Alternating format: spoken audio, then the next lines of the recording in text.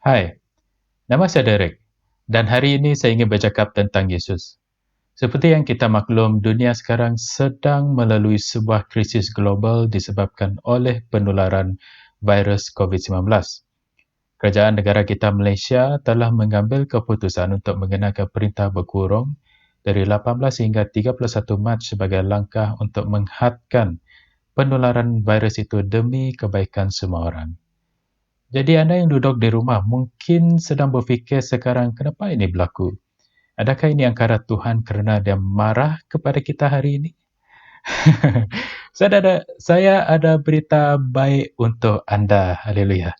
Di dalam 2 Korintus 5 ayat 18 hingga 19 ia berkata, dan semuanya ini dari Allah yang dengan perantaraan Kristus telah mendamaikan kita dengan dirinya dan yang telah mempercayakan pelayanan pendamaian itu kepada kami.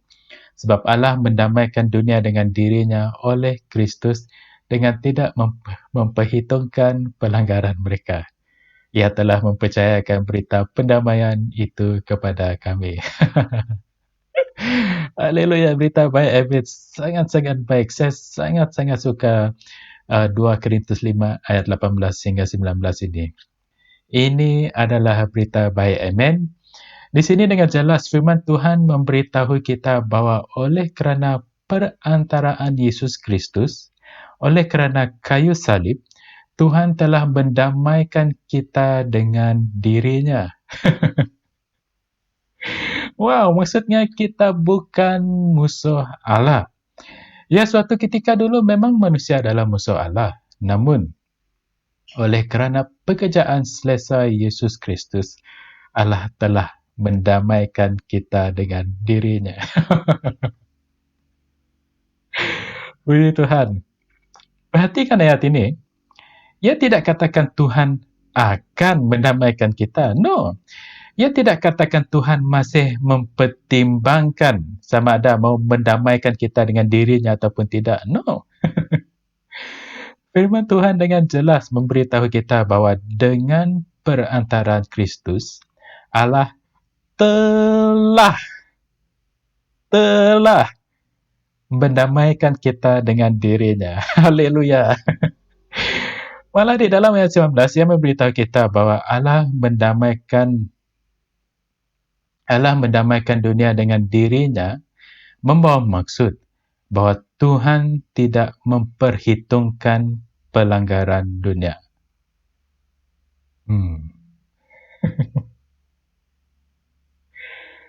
Mungkin kamu ingat saya salah sebut. Jadi saya katakan sekali lagi bahawa Allah tidak memperhitungkan pelanggaran dunia hari ini. Hey, kita bukan hanya berbicara tentang pelanggaran orang Kristian, tetapi pelanggaran dunia. Bukankah itu berita baik? Maka oleh itu, kita hari ini bersukacita bahawa Tuhan mendamaikan kita dengan dirinya. Dan Tuhan tidak memperhitungkan pelanggaran kita. Haleluya, puji Tuhan. Amen. Semua ini benar kerana Tuhan Yesus Kristus telah mati di kayu salib kerana pelanggaran kita semua. Saya sangat bersukacita. Saya betul-betul bersukacita kerana kebaikan Tuhan, kerana kemurahan Tuhan. Haleluya. Yesus Kristus telah mati di kayu salib kerana pelanggaran kita semua. Bukannya kerana pelanggaran dia sendiri. Yesus dia sempurna kan? Yesus dia tidak ada dosa.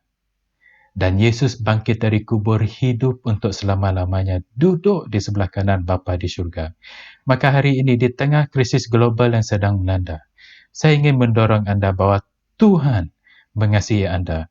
Virus COVID-19 ini bukan karya Tuhan. Virus COVID-19 ini bukan karya Tuhan sebagai hukuman atas dunia kerana pelanggaran manusia, kerana pelanggaran kamu. No. Tuhan Yesus Kristus mengasihi anda, tidak kira siapapun anda dan apa yang telah anda lakukan.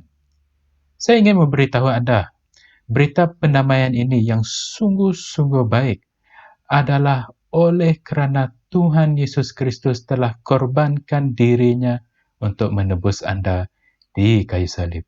Tuhan Allah telah mendamaikan kita dengan dirinya. Tuhan Allah tidak memperhitungkan pelanggaran anda. Maka sekarang, maukah anda menerima hadiah pendamaian ini yang ditawarkan oleh Tuhan kepada anda secara percuma? Hadiah pendamaian ini hanya ada di dalam Tuhan Yesus Kristus. Apabila anda menerima Tuhan Yesus Kristus sebagai Tuhan dan Juru Selamat anda mengatakan anda mau hadiah pendamaian itu. Anda mau semua pelanggaran anda, dosa anda diampuni dan dilupakan oleh Tuhan Yang Maha Esa. Jika anda mau menerima Tuhan Yesus Kristus sebagai Tuhan dan Juru Selamat anda, saya menjemput anda untuk berdoa bersama dengan saya dan katakan doa ini dari hati anda. Mari ikut saya berdoa. Tuhan, terima kasih kerana menghantar anak-Mu, Yesus Kristus, ke dunia untuk menyelamatkan saya.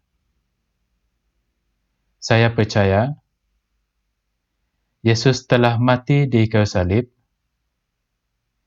bangkit semula dari kubur, dan sekarang hidup untuk selama-lamanya.